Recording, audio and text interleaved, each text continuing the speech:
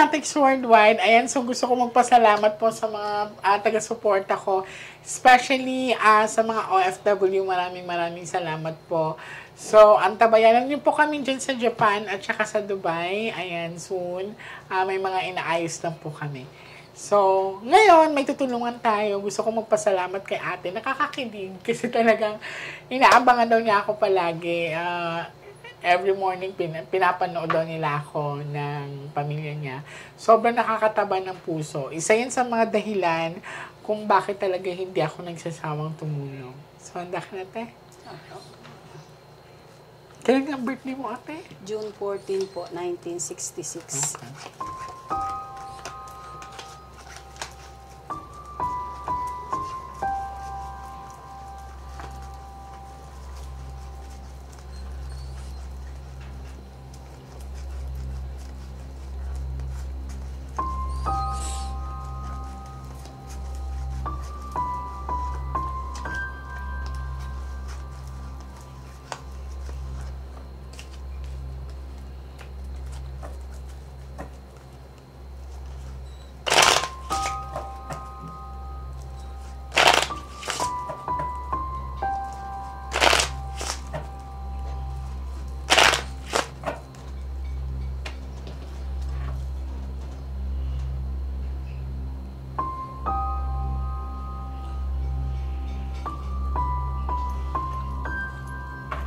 Okay, now, ate, I want you to focus.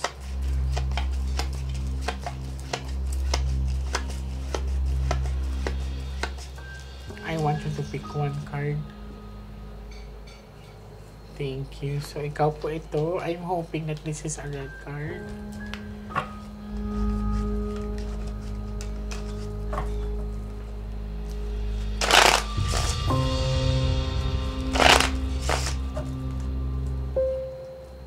Cut the cards into 3.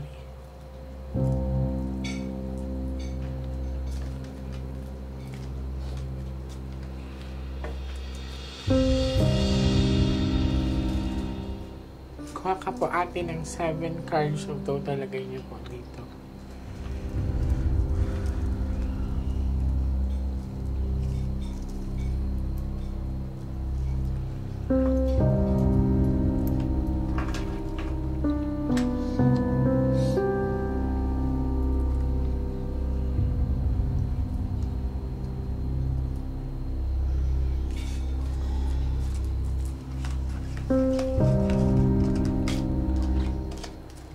So, this is you, ate. I'm hoping that this is a red card. So, hindi siya red card. Hindi ka daw okay. Kung mapapansin mo, itim siya. Hindi ka okay. Pag hindi ka kilala ng ibang tao, pag titingnan ka, parang walang problema. Pero dito, sa pagbukas ko pa lang ng baraha, nakita ko na medyo mabigat ang pinagdadaanan.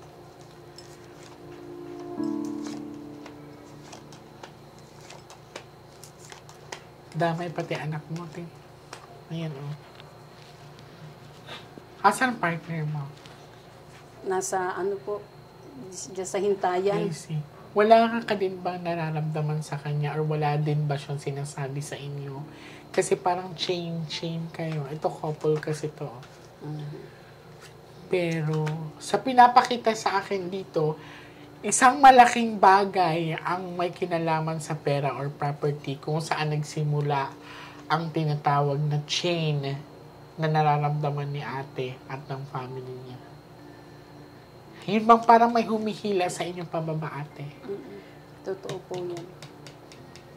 Titignan pa natin, ha?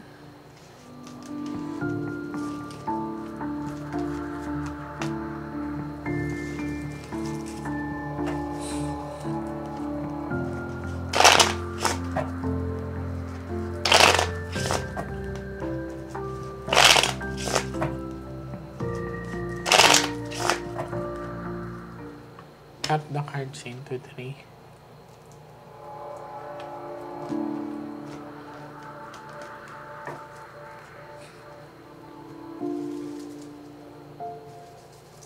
Kuha ka ate ng 9 cards of total, lagay mo dito.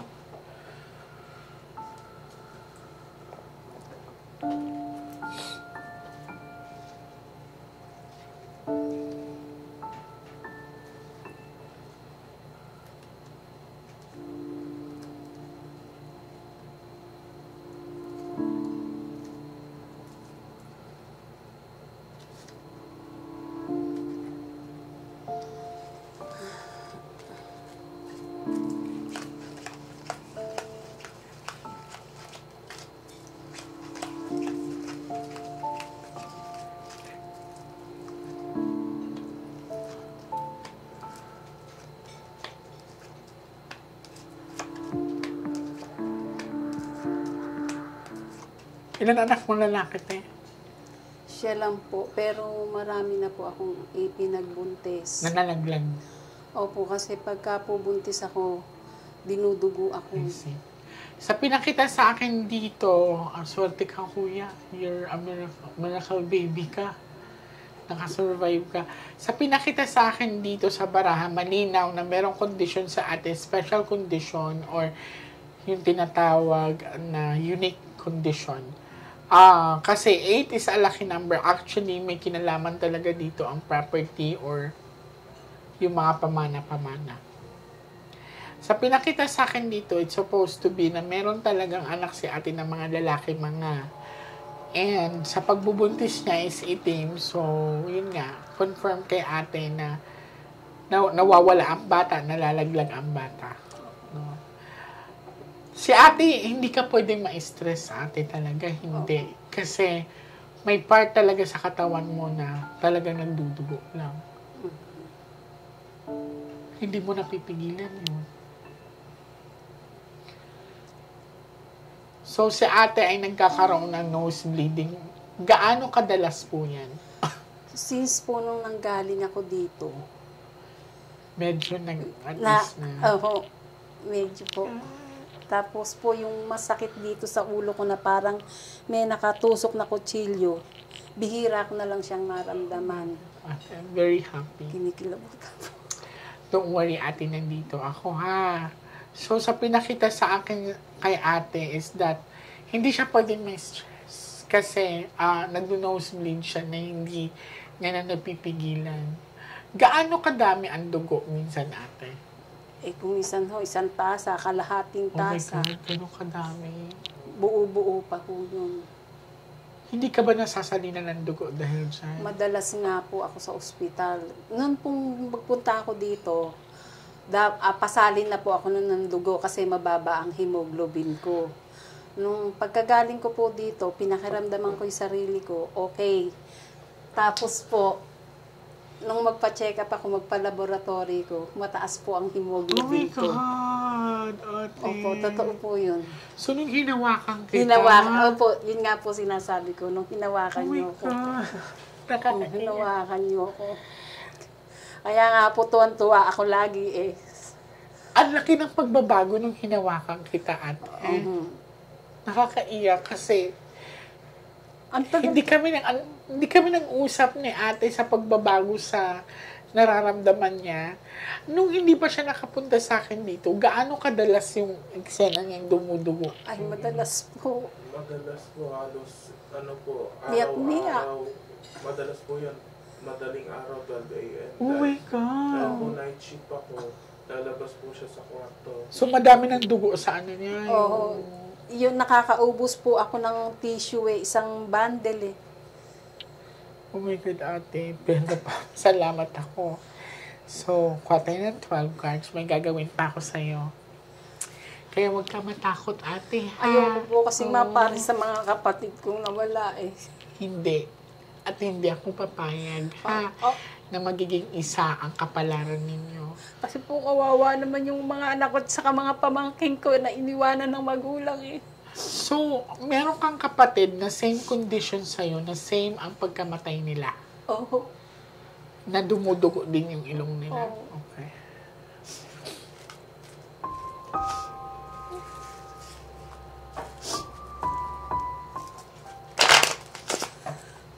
Bakit ngayon ka na napunta sa akin? Matagal ko na pong binabala. Kaya lang po eh. Ewan ko ba? Para may pumipigil. Oo. Cut the cards into 3. Tsaka po yung bang pagka tulad nung papunta kami dito kahapon, nagsimula na parang may sumasakal sa ganito ko. Kagabi po, hindi maganda. Hindi ako nakatulog. Para pong pinahihirapan ako. Parang may tumutusok sa akin ng karayom na maraming ganun. Pero hindi na dumugo yung ilong mo. Hindi ho. Oh, thank you, Lord. Pero usually, pagka ganyan talagang sirit talaga yung ano. Oo. Thank you, Lord.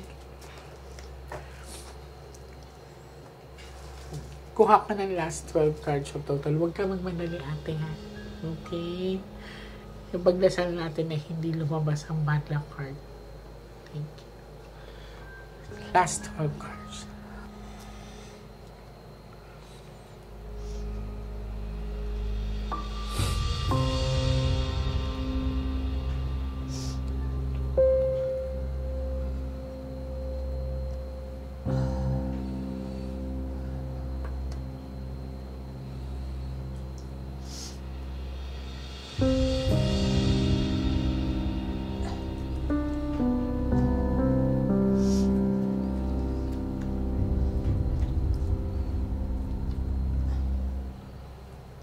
So, nung nakita mo na nag-nosebleed siya, ano nararamdaman mo?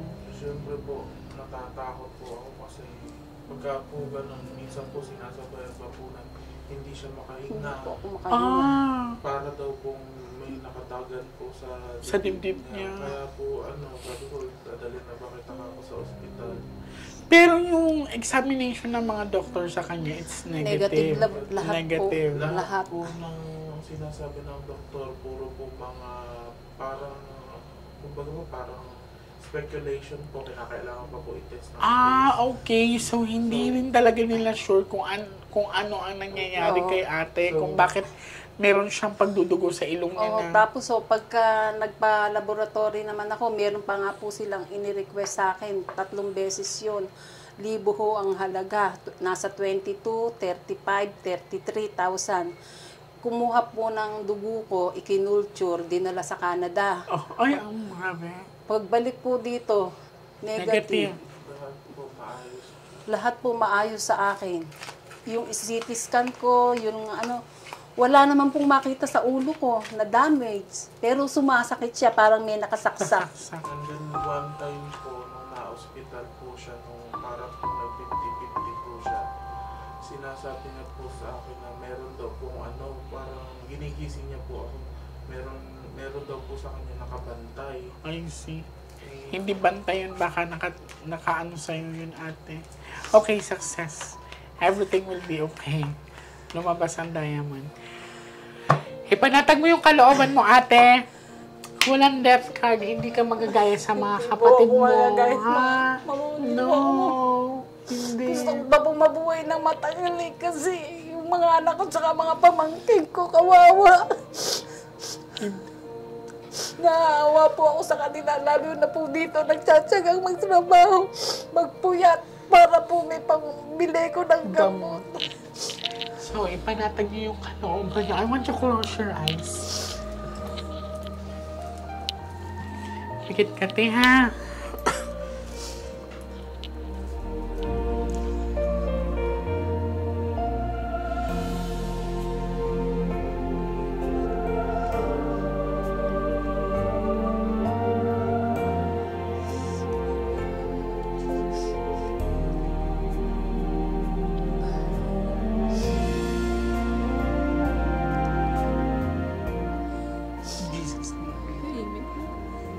Wala na yan, ate. So, aantayin kita ulit ng isang buwan. Opo. And, sabihan mo ko kung may episode ka pang umaagos sa ilong mo. Opo. But I can say, parang tumaba ka. Opo. Okay. I'm very, very happy, ate. So, huwag kang mag-alala. Hindi ka magagaya sa mga kapatid mo. Miss J, tanong ko lang po, kasi may lulugan po siya lupa. Saka na pagbalik. Kasi ito ay nakafocus tayo sa health ni ate. And antay ko kayo after 2 weeks to 1 month. Okay? Opo. Maraming salamat sa pagtitiwala niyo sa akin, ate. Maraming salamat. Salamat.